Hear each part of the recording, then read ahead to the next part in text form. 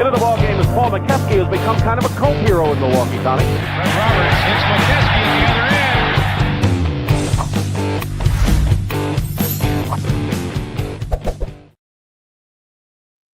end. And good evening, everybody. Welcome to the latest edition of We Got Next. And we are back.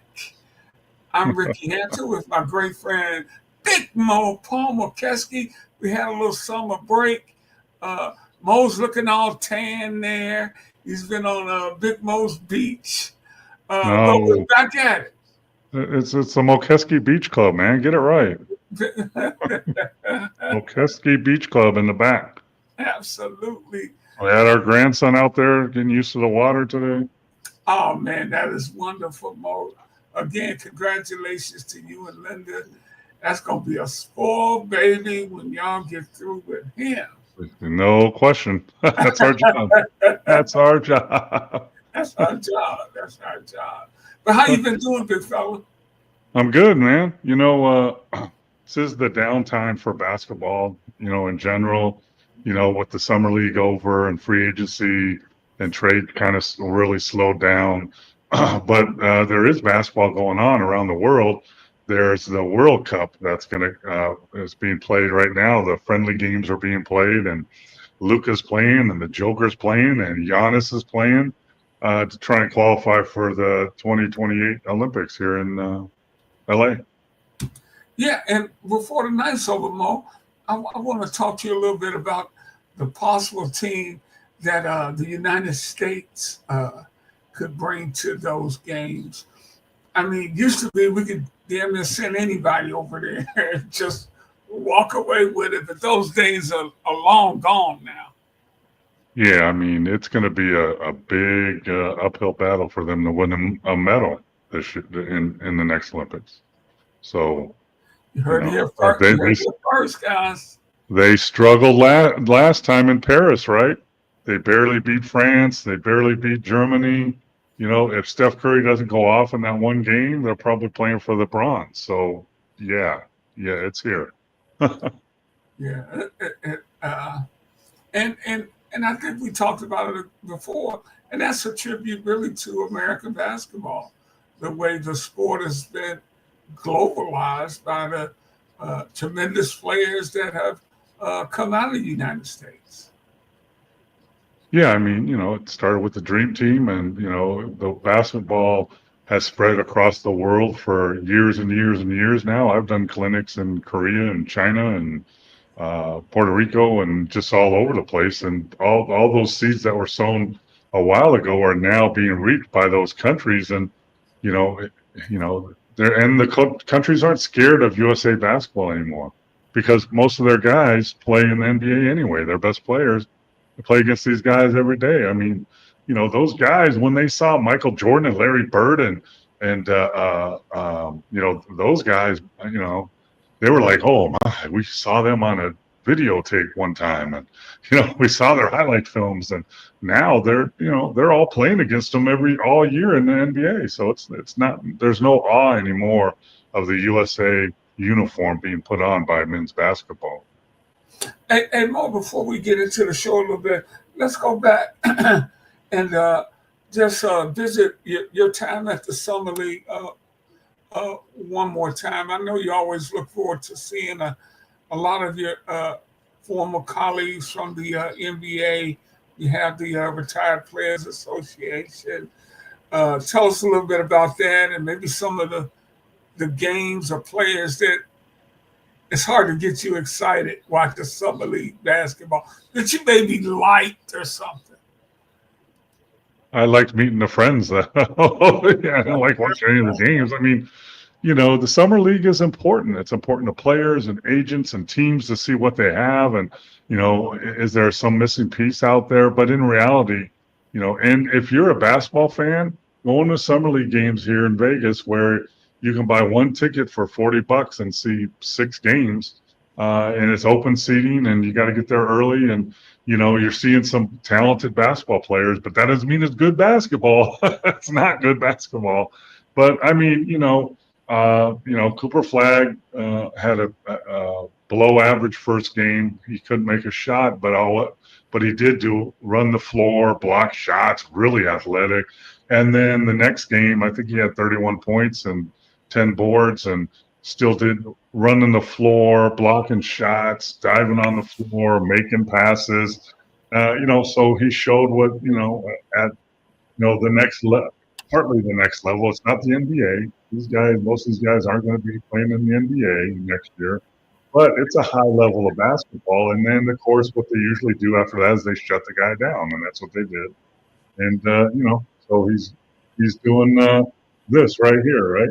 Prepare for the off season is to make yourself better for the next coming season, and that's what they're all doing.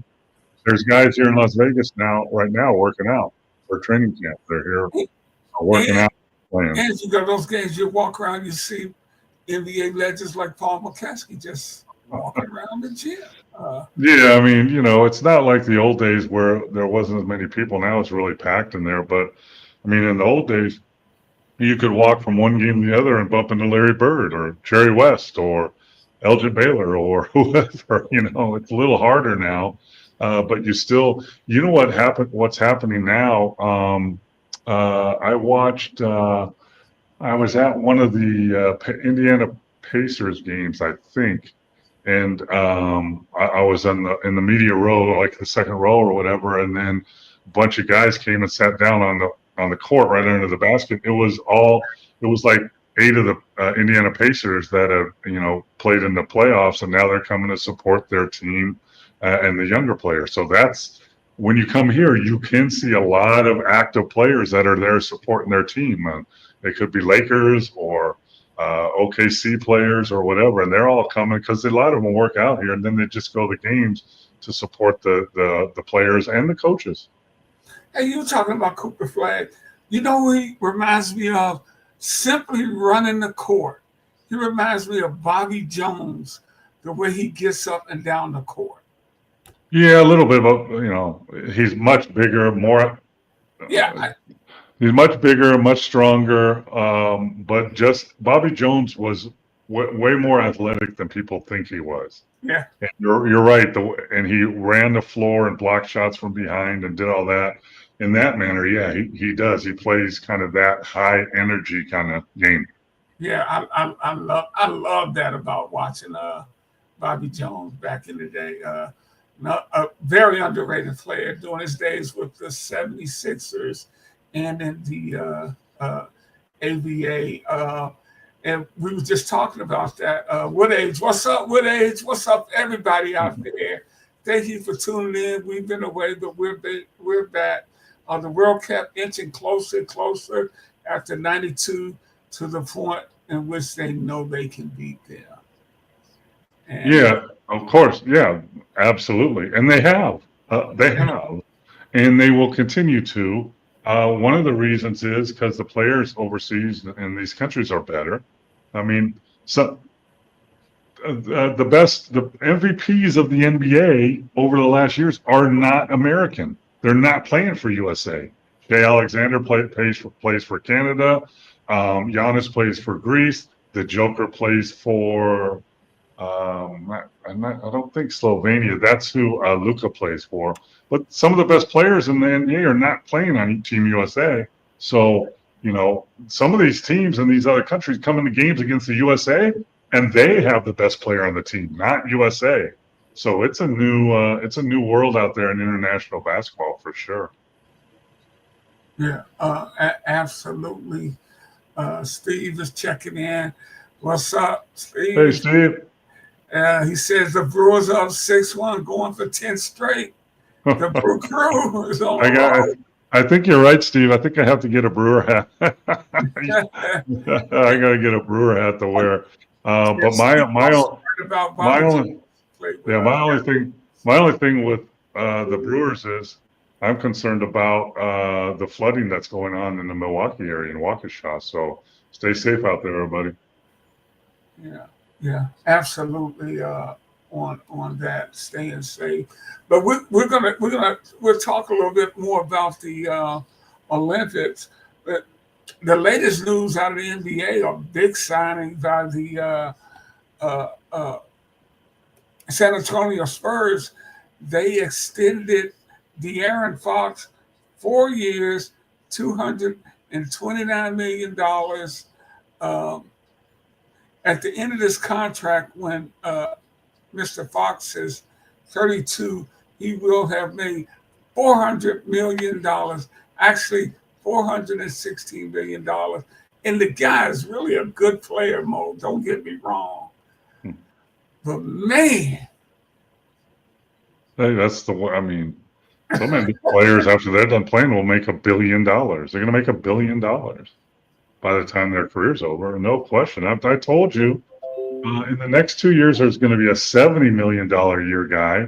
In the next 5 years, there's going to be a $100 million a year guy. So, and that might be Shea Alexander, depending on, how everything falls. It could, it could be Cooper Flagg. Who knows if he has a great year. But the one thing about that is, the San Antonio Spurs over the last couple of years have been kind of like no chance at the playoffs. That's not true anymore. You look at their roster, they're young, but now they're talented. They just drafted Harper, the point guard, who played really well here in the summer league. They got Barnes, they got Kay Johnson, Vassell. They just signed Fox, Wemby, Cornette, Castle. All these guys are good young players, so they locked DeAndre Fox up, and they're going to continue to add to that, where you're going to see them in the top of the West here in the next couple of years, probably. Yeah, Castle was Rookie of the Year last year.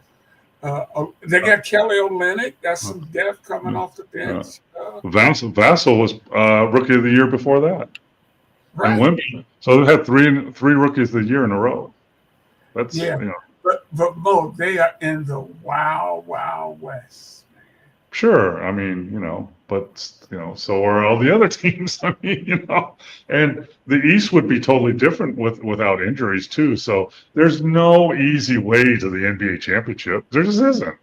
So you got to be good teams. You got to stay healthy, and you got to have talent to win. And the Spurs, I think went from a play-in team in the West to maybe one of the regular playoff slots in the West. But there's once you said it right, Ricky. It's so wild. There's so. I mean, look, okay, OKC, Lakers, Dallas, Houston, Clippers, Minnesota, Denver. Denver got better, way deeper now.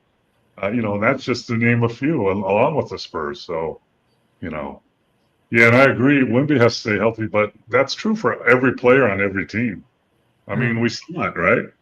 We saw Tatum go down. We saw Lillard go down. And, that's part of the thing. That's why you need to build depth. Not only so you can survive if one of your main players goes down, but also to be able to rest him during the season and still get a top 4 spot in the playoffs is what you're hunting for. You have to be deep to be able to do that, especially in the West. Hey Mo, let's some of the signings we hadn't been on in a few weeks. Ayton going to LA, that looks like a good move to me. He averages 16, 10, 12 rebounds. He can run the pick and roll. They did not have a center to speak of last year, so he's certainly an upgrade, right? Well, a couple of years ago in Phoenix, Ayton was averaging 20 and 10. That's the kind of player he is. No, it's huge. And it's mind-boggling why my Golden State Warriors didn't go after him. They need a center.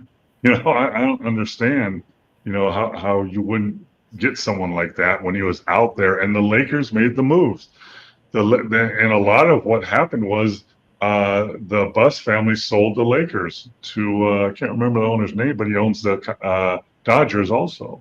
So he's not afraid. He's like Ballmer with the Clippers. He's not afraid to spend money. So, last year, the Lakers had a decent team, but what did they lack? They lacked a center and they lacked depth. I like teams that address their situation and make it better. Mind-boggling to me why the Boston Celtics can let Porzingis go and not have a center going into the season. I know Tatum's hurt, but the Lakers didn't do that. The Lakers were kind of making sure that LeBron was going to sign back on, which he did. But look at the Lakers now. Luka, Reeves, Hachimura, LeBron, and Ayton. That's their starting five. Now they got Vanderbilt, Kleber. They signed Marcus Smart, one of the best defending guards in the league. That's what they needed because Reeves and Luka aren't good defenders. They still got Gabe Vincent, and they still have Connect, the shooter, the 6'7" shooter who I like. So that's 10 players deep. And did you mention Jake LaRavia? Yeah, LaRavia. Yeah, I mean, he's a wing that, is a good young talent. But look at the names I just named off. Yeah. I mean, that's a finals roster. Mo, the new owner of the Lakers, Mark Walter, who bought the Lakers for $10 billion. And the Buss family, Dr. Buss is not rolling over in his grave. He's up cheering in his grave because that, when you think about where they came from and how he got them where they were and, beg, borrow, and steal to keep it alive. And, and his family did an okay job. They actually won a championship, even though it was in the bubble. But now look at the interest on your investment when it started. So I'm sure Dr. Buss is really, really happy. And you know what? In the market of NBA basketball now, it's so high. You can't be a multimillionaire. You have to be a billionaire to survive. I mean, look at so. They bought the Lakers for $10 billion. I write a check for $10 billion. There you go. But now it takes at least $1 billion to run the team this year. $1 billion, another $1 billion. Right? So, it's, that's why I'm here in Vegas. We talked about having a team here and all that. And I think there will be, but now I'm kind of hesitant because, the people interested, LeBron James, Shaquille O'Neal, all multi-millionaires. They can't afford a team. Right. As much money as they have, they can't afford a team alone. They have to get partners because it's so expensive now. So rounding back up, I think the Busses got out right at the right time. They had their run. They extended their dad's legacy and did a good job with it. And now they're going to be set for the rest of their life, along with their children, their grandchildren, their great-great-grandchildren, their great-great-great-great-children, and on and on and on. I would imagine they'd each get at least $1 billion apiece, so that's not too bad. Hey, Mo, do you think the ladies in the WNBA who are, trying to work a new deal, do you think they look at the NBA and think, wait a minute, they're getting all this, we should be at a higher spot financially? I think that's exactly what they're doing, and they're exactly wrong. Yeah. They're totally wrong. They need to look at the NBA 50 years ago. 50 years ago, when I played, the highest paid player in the NBA when I was in the league was making $500,000. That's what they were making. We were flying commercial. We were staying at Sheridan's. We had roommates unless we paid the extra price. We are right where they were. Well, where they are now, they're looking like they're where we are now, the NBA. They're not close to that. They're years and years away. They've lost $400 million, over $400 million over the last 20 years. So, for them, what they're doing now is the exact opposite of what they should be doing. Their league is going like this now. The TV money's going up, the viewership's going up. Stop putting on shirts that say, pay us what you owe us. We don't owe you anything. No team in the WNBA has ever made money. They've all lost between 20 and 50 million a year. They still are. They lost 40 million. The league lost $40 million last year. The NBA owners own half the WNBA and have been taking losses for 25 years. They need to rethink. And then I can't remember who, but one of the young ladies, who's a great player, I can't remember her name, said, you know what, it's not right. I'm playing for what the janitors around here make. BS. No, you're not. Even if you make 150,000 in the WNBA, that's a 4-month season. You play 40 games, not 82. You play 40 games, so divide that up. You're making $38,000 a month. Show me some janitor that makes $38,000 a month. You're hurting your own brand by doing stuff like that, and you're not helping negotiations. And that's why you see a lot of negativity around the league now.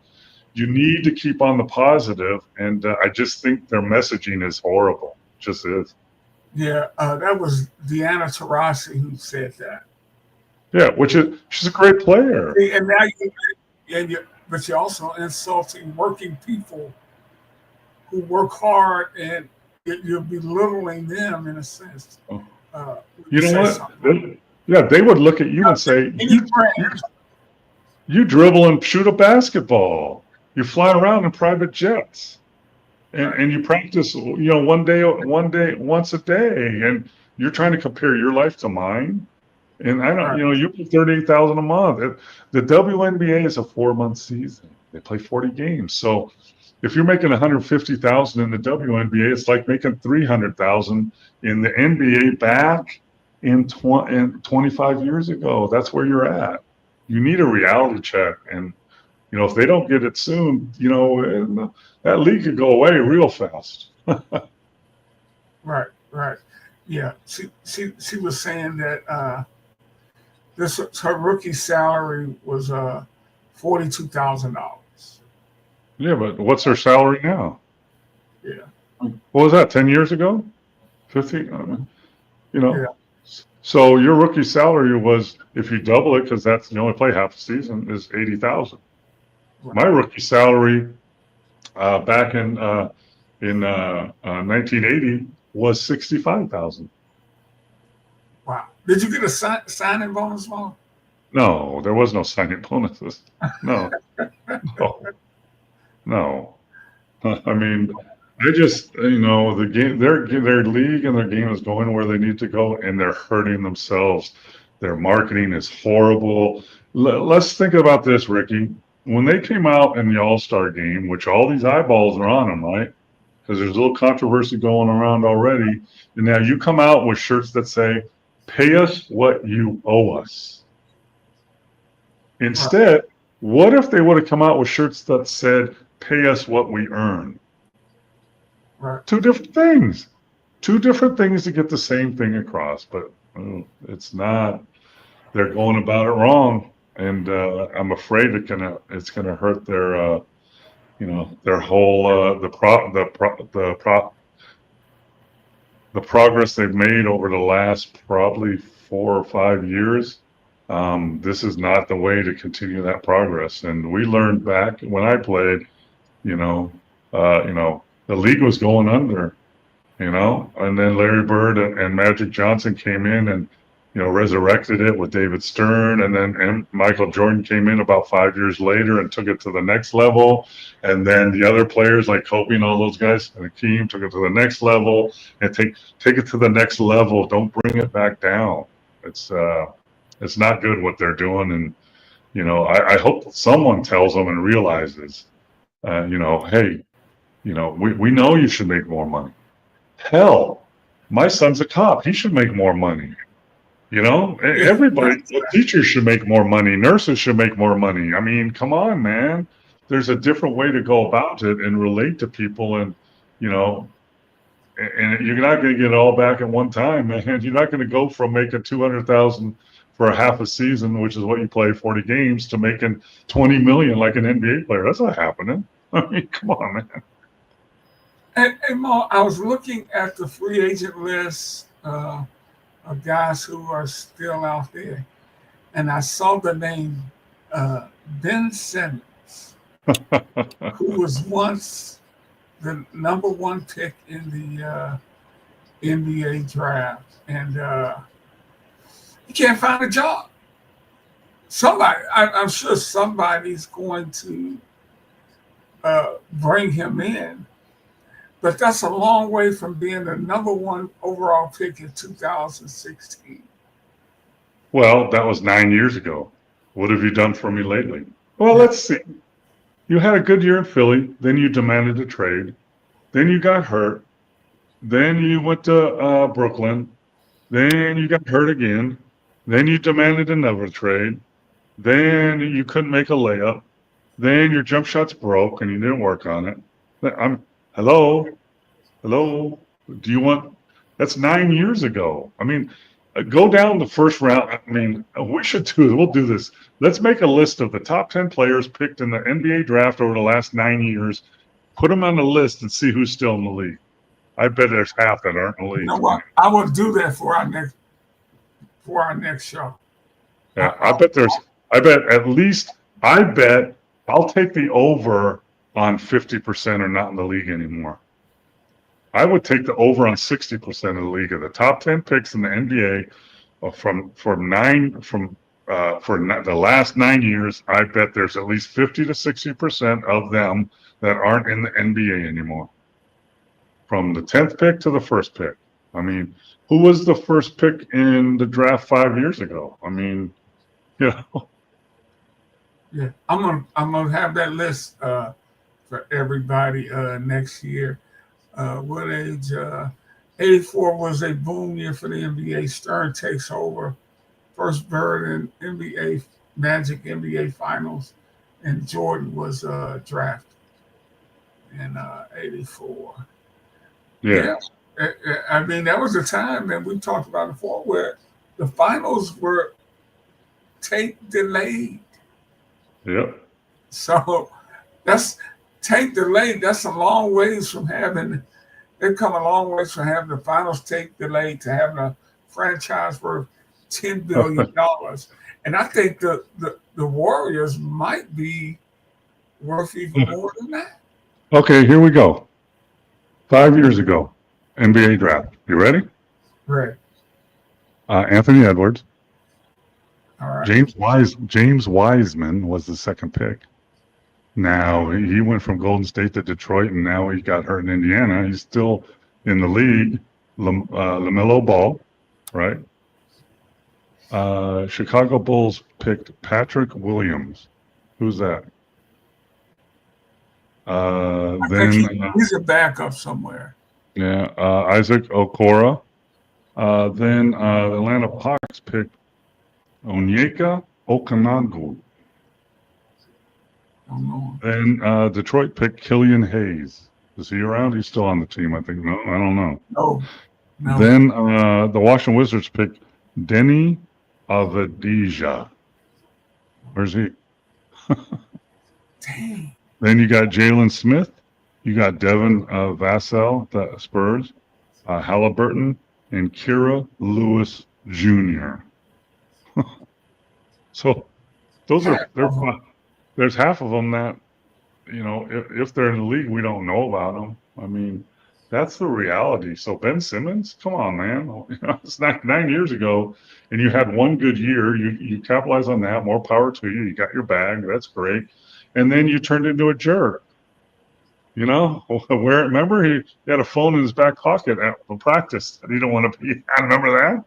So if you're an NBA owner, that's when Doc was in Philly, I believe. Yeah. Yeah. So if you're an NBA team, general manager, head coach, owner, do you want him on your team with diminished skills that struggle to make a jump shot and he's a problem? I'm gonna go get some young guy that's hungry to be here, right? Yeah. I mean, I think Ben Simmons made a veteran minimum last year, I think, in Clippers. Hey, Mo, I do want to go to this. And you mentioned earlier the World Games are going on as teams prepare for the 28 Olympics, which will be here in the United States, out in LA. Maybe. Yeah. Maybe not. I mean, if what's his name, eliminating countries that come here, maybe they'll go to the games in Canada, you know. But go ahead. True enough. But we were looking at a possible team, a possible USA team in 28. And I can I can see Cooper Flagg on that team. Holmgren on that team.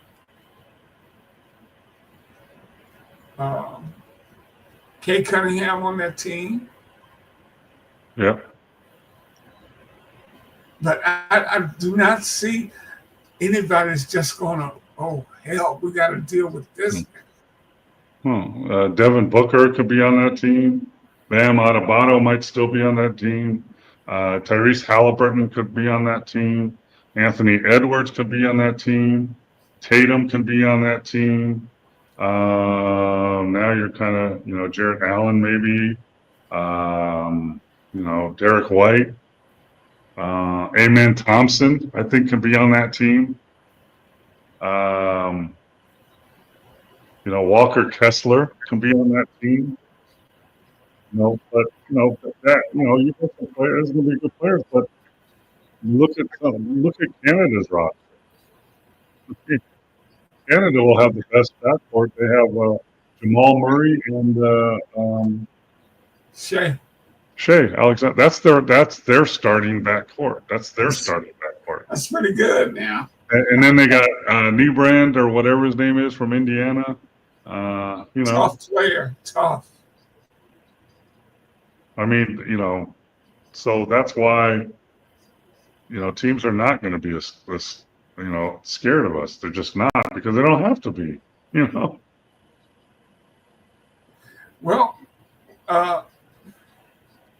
I guess MD may decide he wants to play USA. I know Mo. Well, come on, man. I mean, he can't even survive. I mean, so, we better look for a better center or younger center. So here's Team Canada, right? Shea Alexander, Jamal Murray, Dort from OKC, RJ Barrett, Andrew Wiggins, Dylan Brooks, Dwight Powell, and Corey Joseph, Lemhard from Indiana, Leonard Miller. They have all these NBA guys too. So do a lot of teams. So. Yeah, I mean it's going to be tough. I get your leaders will probably be the more established players will be Edwards, Jason Tatum. Yep. Yeah. Halliburton has some experience, but I just don't. They don't have they're lacking. We always had a LeBron or O'Neal or Curry or just almost mythic figures to run out there. Well, Magic Johnson. You have no bigs. There's no bigs. You know who the other centers are? Wembanyama for France, the Joker, Harkenstein for German. Those are the bigs of other teams. We don't have any. What bigs do we have? What U.S.-born bigs are in the NBA? I mean, tough. Yeah, but Mo, we still grow 7-footers in America. Why are we better? We don't develop them the right way, especially for the FIBA game. International game's different. You pound it into the post. You shoulder a guy. You bang it. Look at the Joker. Look at how he plays. I mean, that's what FIBA basketball's like. And we've struggled to have the best centers in Olympics and the World Cup for years and years because, it's just all the guys all 7-footers want to shoot threes, right? That's great. Okay. Now you got to go guard Joker in the post. Good luck. That's your reward. Who can shoot threes, by the way, too. And let me get everybody caught up. You're watching We Got Next. I'm Ricky Hampton with former Milwaukee Bucks center Paul Mokeski. A lot of people tuned in tonight. Glad to see y'all out there. Miss seeing you guys. We are back after a little summer vacation. And of course, Big Mo, 12 years in the NBA, worked in front offices, scouted, coached, has done it all. Any questions and comments? Bring them on. Bring them on, baby. Bring them on to Big Mo. And this is interesting. Steve says Holmgren has gained 12 pounds. And that's no big deal. I gained 10 the other week. Yeah, I mean, and that's good because he is pencil thin, and a lot of big guys are like that. So, and it takes time for them to mature. But at the same time, you can't put Wemby or Holmgren and make them big, powerful centers. They never will be, and they shouldn't. Kareem Abdul-Jabbar, one of the best centers in the league, could never be Shaq. He's just not that. His body type isn't that. However, you can put on 10, 15, even 20 pounds in, 4 or 5 years of muscle so you can survive some of the banging you're going to take. And that's important. But you're not going to change Ralph Sampson was a skilled big at 7'4", but he was never going to put on that bulk like other guys. I was in Dallas coaching when Sean Bradley was there, and Sean Bradley was an underappreciated center. He was 7'4", 7'5", handle the ball, good passer, shoot spot up jump shots, block shots, really, really skinny. And I remember one year when I was there, Mark Cuban decided we want to put bulk on him. So we worked all summer with him in the weight room and his diet and everything. And we put on like 30 pounds. And he was not nearly the player he was when he was thinner. So there's a medium there. 15, 20 pounds is nice, but too much, you're trying to bulk up someone that's never going to be a power player is the wrong decision. But Holmgren looks like me when I was in high school. I went to my 50-year high school reunion a couple weeks ago, and they had pictures of me. I look like Holmgren, but and Holmgren's young now. But I played in high school at 7 foot 220. That's what Holmgren is. But then in college I played at 225, 235. In the NBA I played at 260. But Holmgren he's not going to be a banger, but he can put on, like Ricky said, he can put on 15 to 20 pounds of good weight, good muscle, and that will help him immensely. Yeah. And Ricky, I was really impressed by his willingness to mix it up. He that's one thing about him and Wemby when I saw him.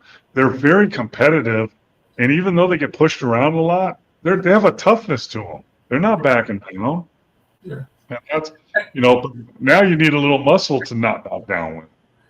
And folks, Mo was in his NBA career, he became a power player inside, more physical player. But the young Paul Mokeski was quite an athlete. Wasn't you a center fielder on your baseball team? Yeah, well, I played every position except shortstop and catcher. Yeah, I mean, I could field now. I was first baseman, of course, and I pitched, and I played in the outfields. But Did you ever rob anybody, Mo? Yeah, maybe Robin Young, who played for the Brewers. He played, and we played in the same senior league, and I stole 2 home runs from him. But but I mean, different bodies take differently, and like you said, Ricky, 12 pounds, to a 7'3" guy is really not that much. But if it's muscle and strength, it's good. I mean, it's the opposite of Luka. Now we have skinny Luka. What happened? Let's talk about that, Mo. And a lot of people love what the Lakers have done. We talked about it earlier.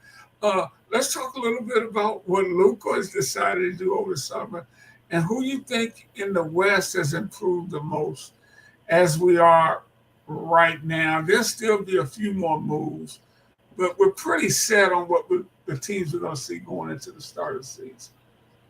Yeah, I mean, as far as Luka is concerned, so Luka looks in great shape. He's playing for Slovenia. He had 21 points in 19 minutes last night, playing in a friendly game against Germany, I think. So he looks great. And what remember when he got traded there? Remember what I said, Ricky?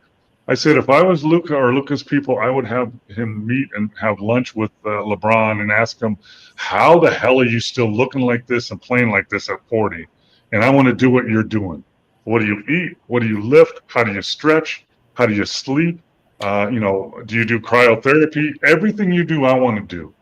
Maybe, just maybe, Luka listened to him because look at his body. My other question is, if I'm Nico, that the GM of the Dallas Mavericks that got death threats because he traded Luka, and and said, listen, he hasn't listened to us. And look at Luka last year and the last couple of years to what he looks like now. Luka, why couldn't you do that 2 years ago? When we spent $30 million on you a year in Dallas for the Dallas fans. Hello, Dallas fans. He didn't get in shape for you. He didn't get in shape for you. He got in shape for the Lakers. So, it's a double-edged sword. So, that situation is, I'm glad he's doing it. It's going to be interesting how it transfers into he's had injuries and nagging injuries. He's still young. He's like 26. So maybe he did listen to me and listen to Luka and listen to LeBron and got with it. And they reward him with the $230 million contract, whatever it was. I don't know. But my point is the Mavericks didn't feel comfortable giving him $300 million if he wouldn't listen to get himself in shape while he was in Dallas. So. Yeah. Do you like that? We talked about it. You like their upgrades. Houston brought in Kevin Durant. They got Dorian Finney-Smith, Clint Capella. Of course, they lost Jalen Green and Dalen Brooks. They re-signed Jabari Smith Jr. and Fred VanVleet. Is Durant going to be enough for them, Mo? No. But it's not only Durant. You got to look at the whole roster, what they've done, right? They got VanVleet, Jabari Smith, Amen Thompson, who's a future superstar in the league, I believe, KD and Sengun. That starting five is as good as any starting five in the West and probably in the league. Then they picked up a guy named Steven Adams, right? A big banger that can relieve Sengun, and you can actually play them together if you want the two Twin Towers look. And then just in case one of them goes down, they got Capella, who's a veteran center and can hold the ground too. And they have Shepard, who's a great shooter, Jeff Green, who's a great shooter, Finley Smith, who's a great wing player. They got a full roster now. So can KD do it? No. But all those people, they didn't bring KD in and say, here, save us. They gave him Adams and Capella to help him. That's smart. That's really smart. So you like what they've done over there, for sure. Hey, Mo, that's a good question. Did you guys have to buy your own shoes? First came in. No. We had contracts with. It was Converse, Adidas, and Nike. So we got free shoes, pretty much as many as you wanted. No, we didn't buy our own shoes. It wasn't that bad. We did fly commercial. We did get up at 5 o'clock. We did carry our own luggage. We did do all that stuff, but we didn't buy our own shoes. Okay, all right. After that. What about your old team, the Bucks, Paul? Well, let's stay in the West, right? Okay. So OKC has re-signed all their players that they won the championship with, right? So they got Shea Alexander, they got Jay Will, they got Dort, Holmgren, Harkenstein, Caruso, Wallace, Ben Wallace's son, who I really like, Andrew Wiggins, Jalen Williams, the 6'9" player from North Carolina. And then they have a player that was hurt last year, Nicole Topic, who is a 6'6" wing from Latvia. that played here in the summer league this summer played really, really good. He's going to help that team. Then we talked about the Lakers. Love what they did. Denver actually finally listened to me and you, Ricky, and got deeper, right? So, they have Murray and Brown. They picked up Hardaway, and they have Aaron Gordon, and they have the Joker, but they also have Cam Johnson. They picked up my guy Valanciunas, who can relieve Joker for some minutes, so we won't be so damn tired at the end. And they got Bruce Brown and Strawther. So Bruce Brown. So they've gotten deeper now that they needed to. They made a nice run in the playoffs last year, kind of unexpected, but they've stepped up to the plate and gotten deeper, which is they knew they had to do, and they did that, especially at the center position. With Valanciunas being able to back up the Joker and giving him, instead of playing 40 minutes, he can play 35 or 33. And that's a big difference. And also the Dallas Mavericks, who obviously lost Kyrie to an injury, and they don't know when he's going to be back. But they added Anthony Davis on the Luka trade. If he can stay healthy, they have Clay, and they signed D'Angelo Russell, which was a big signing for them because he's a high level point guard in the NBA. He's not as consistent as you would like, but he can hold down the fort till Kyrie comes back. And if he comes back in the spring where they make a run for the playoffs, that's going to be huge because with AD, they have Gafford, they have PJ Washington and Lively up front. They have Hardy, and they have Max Christie, who they got in that trade with Luka, who's a nice guard, and then some guy named Cooper Flagg.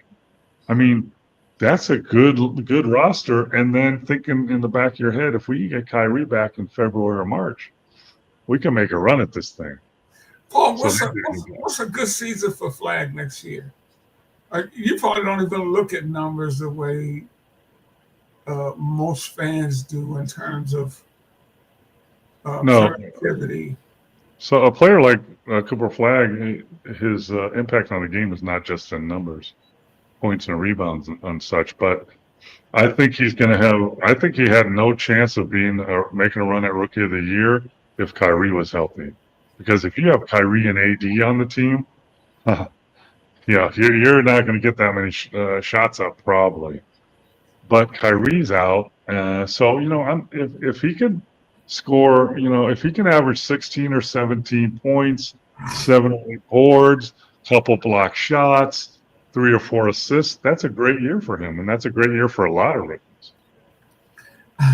Steve has and the Magic in the finals. That's an early prediction, but a lot of people are already penciling OKC into the finals. It's just not that easy, is it, Mo? No, we just talked about Denver. We talked about the Lakers. We talked about Dallas. We talked about Houston. What about the Clippers? Harden, Collins, Kawhi, Bogdanovic, Zubac. They picked up Brook Lopez, Chris Paul, Bradley Beal. Well, not Bradley Beal, Bantam. They can make a run at it. And then Minnesota, who has pretty much the same team that they came with last year. And Phoenix, even though they made that, that big trade, but look at their roster. They have Booker, Devin Brooks, Beal, Green. They picked up Mark Williams, who's a 6'11" athletic big. Malawach, who's a Kansas 7-footer who played well in the summer league here. Royce O'Neal and Grayson Allen. I mean, and the San Antonio Spurs have done jobs. So OKC, I would predict that OKC does not make the NBA Finals next year. I'm predicting that. Here you go, folks. Early prediction. I just think the road is tougher now. They've been there and done that. They're young players, so what do young players kind of do? They kind of relax a little bit, and they got their championship ring on. I think that's a tendency, and it's very, very, very, very, very, very, very hard to repeat in the NBA. It's been 7 or 8 years since a team repeated in the NBA. So I would pick, if you're going to take OKC, Steve, I'm going to take the rest. Give me the field then. Denver, Lakers, Dallas, Houston, Clippers, Minnesota, Phoenix. I'll take them against you. And Steve has Orlando coming out of the East, and everybody's saying that the East is wide open. And I want to go back to your old team, the Bucks, because they lost Damian Lillard, they lost Lopez, they lost Connaughton, but they got Miles Turner, they got Cole Anthony, Gary Harris, and Mitchell. I can never pronounce his name. And we signed Bobby Portis, Gary Trent Jr., Kevin Porter, and Prince and Jericho Sims. Yeah, I mean, their backcourt is not very good, right? So, let's look at, okay, their backcourt of Trent and Porter, right? That's their backcourt. So now you're going to play against Maxey and Paul George, or Garland and Mitchell, or Brunson and Bridges, or even Cunningham and LeVert. That's their guards. They lost Lillard and got nothing. They got nothing. That makes no sense to me. They got nothing. They're still going to pay him $22.5 million. He's still on their payroll. I mean, and they got nothing. At this stage of his career, though, isn't Miles Turner upgrade over Brooks Lopez? Sure. Yes. But you lost. But not enough. No, well, you got another big. You had Portis. Is he an upgrade over Portis and Lopez? Sure, a little bit, but you still got Portis. You got Giannis. You don't need. Do you need Turner, or do you need a big level guard? Your guards are gonna, and I know Giannis brings the ball down, all that, and he, who knows if he's gonna be back, but their guard, you let Lillard go for nothing, and you gave up, your championship point guard Holiday for him, right? Yeah. You got nothing. You don't have Holiday, or you don't have Lillard. It's like, what are you doing? I don't understand. Steve says he's gonna tell Robin Yount you robbed him. He knows. He knows. You talk about a hell of a player, Hall of Famer, Robin Yount. Robin Yount played shortstop. He was starting shortstop for the Brewers at 18 years old, back when that was never done. Is that crazy? Yeah, he played baseball and basketball at Taft High School in San Fernando Valley. So that's where I grew up. That's crazy, man. How good? That may never be done again. No, because they draft these young kids, and you gotta go. You go to minor league for a couple of years at least, So, yeah. Yeah. We only got a couple more minutes left. Please send us your questions and comments, and we appreciate everybody for tuning in. I think they may have missed us, Mo. Yeah. Very good to see. We certainly miss talking with you guys. So let's talk. I think the favorite in the East right now is probably the New York Knicks. Of what they've done. They are changing their coach. I don't know why. It makes no sense. The Cleveland Cavs should be able to step up. That was a letdown last year, I think. The Sixers, can do damage, but it all depends on how healthy Embiid is. I do agree, Steve, that Orlando Magic are my dark horse to get through the East because the Bucks have no guards, the Celtics have no center and no Tatum, and the Pacers have no Halliburton. But you know who else is there, Ricky? What's that? Detroit basketball. Detroit basketball. I think they're definitely a good team, but I don't, they picked up. Well, what was one of their big glaring deficiencies last year to keep the floor spread? Shooting. They picked up Duncan Robinson. Yeah, I like him. Big time shooter. I like him. I wish they would have got a little bigger though, Mo. Yeah, they still, yeah. Yeah, I and you've talked about it, and I learned a lot of this just listening to you. I still think the big man is undervalued in the National Basketball Association these days. So let's look at in the East. Let's look at the bigs. New York has Towns and Robinson. Cavaliers have Morley and Allen. Um, Orlando has Banchero and Wagner. And Porzingis. Atlanta, And Porzingis. now. Even the Bucks have Turner and Portis and Giannis. So that's you got to have some semblance of a big. It's not. What's the guy's name? Paul Reed or something? Is that their center? Reed, yeah. Yeah, you got to have somebody better than that. I think. We got Reed, Durant. I mean, not Duran and Beef Stew. And Beef Stew's about 6'8", Durham's 6'10". Yeah. Reed is 6'10". Yeah, you need to be able to. I'm telling you, you're hit on the nail on the head. You got to have a legitimate big. It's overlooked. Yeah, and what I do like, they got Ivy coming back, and all reports is he looks good. He had really come into his own last year before he got hurt. So yeah, but the East is wide open, but I kind of like what you said about the Knicks. They are. Although I wonder if they'd be as tough-minded as they were. I don't think they'll be as tough-minded, but you know what? They will be more rested because they won't play so many minutes.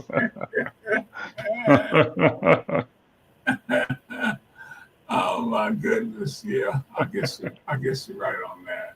There's give and take, So it's going to be an interesting year, and it's not over yet. I think there's going to be, we talked about Russell Westbrook still out there. Gary Payton II is still out there. Some guys that can really bolster. How about Milwaukee go after Westbrook? How about that? How about that? Yeah. Come on, man, make a call. Yeah, he can help them. Absolutely, no question. Mo, Westbrook will be a Hall of Famer one day. Yes, absolutely. And he's proven that he can come off the bench now if you need him to. But I don't. But Mo, you were saying that about him 3 years ago. He finally hurt. Yeah, I just he didn't accept his role. He finally accepted his role. Like, hey, okay, I'm gonna have to come off the bench, so I better be productive. And it's a different mindset. Totally different. If you're used to starting all these years, you're an all-star, and now you're asked to come off the bench.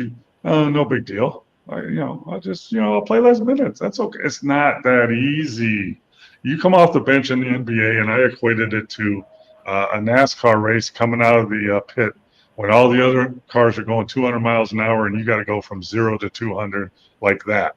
That's what it's like, because all those guys are warmed up and they're playing, and now you got to go in. At the scorer's table, you go in, they buzz you in, and now you're in a NASCAR race immediately. No, Russ is not signed yet. I saw somebody say that he could be signing, but the Kings are in on him. So we'll see if that comes to fruition. Cunningham needs to start turning the ball over in Detroit. Totally agree with that. Yeah. He's not. Hopefully he'll learn, and hopefully there's a coach on that staff that can help him by talking to him, watching video, on the plane or wherever, and just talking him through that. And hey, look at, there's a 50-50 pass that you passed and it got stolen. If it's 50-50, don't throw it. Don't throw it. If it's 70-30, throw it. If it's 50-50, don't throw that pass. And you'll eliminate two or three turnovers a game right like that. Easy peasy. And we don't mind the ball still being in your hands. You're a good player. Hey Mo, before we go, we talked about it, and somebody mentioned it on our comments about the Achilles injuries. And you talked. What was your take? We had the rash of them. It's been a while since we discussed this. Let's see what's your thoughts on that. Well, you're talking to somebody I've had 6 foot surgeries, multiple foot surgeries, not Achilles related, more bone related, but So I have a really good podiatrist who's operate on my feet. And I asked him, I said, do the shoes have impact on Achilles injuries? You know, because nobody wears high tops anymore. Most people don't even wear 3/4. They wear low top.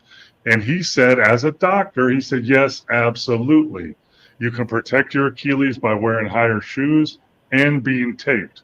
And most players don't get taped anymore, and they don't wear high top shoes. So if I'm in the NBA, I have an agent or a family member is playing in the NBA, I'm telling them, hey, let's look at least the 3/4, okay? And then rewind that. If you look at every Achilles tear that last year, pretty much, it's called the negative step. When they step with their foot behind them and plant and go to take off, that's when it pops. That negative step and then push off stretch, that stretches the Achilles, that negative step, and your foot is like this and it's pushing off and it's stretched and you push off and that's when it goes. But it's also gone because of wear and tear over the years. And if you want to see what Mo's talking about, look at the Halliburton injury, because that gives a clear illustration of the negative step. As plain as that. Look at Lillard. Look at Tatum. They're all negative step Achilles injuries. But wear 3/4 shoes, they're not cool. So what? If it stops your Achilles from getting popped, I don't care how cool I look. Come on, man. Hey, Mo, good to be back, brother. Thank you guys so much for tuning in. For my great friend Paul Mokeski, I'm Ricky Hampton. See you next week. Peace, Later. everybody. Thank you, Mo. All right, brother. Oh, Canada. Put on a suit, drink water, don't drink and drive. Hey, man, call your mother. It means nothing. It means nothing. No, they lying to you. It's about the money. Now you're more fluent.